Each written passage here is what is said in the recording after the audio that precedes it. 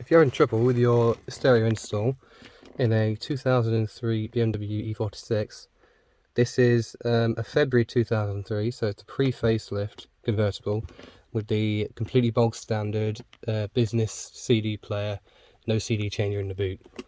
What we've got here is, and this is different to what we've read online, yellow and brown, which is for the back left speaker, rear left speaker. Yellow is positive, brown is always negative. White and blue and brown, therefore front left speakers. Then back here we've got red and blue and brown again, which is for the right front speakers. And then we've also got just plain blue and plain brown, which is for the rear right side. God knows why they decided to use the same colour wire several times. We've got another brown wire, which is, if you strip them back, you get to see that they're twisted around each other. That's how you know that these are paired together.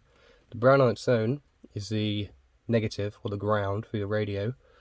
We've also got white, which is the amp turn on. Now this kind of came with an amp in the boot, so that's not being used.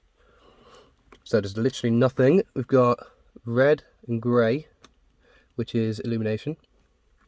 We've got a thicker red and green, which is the 12 volt constant.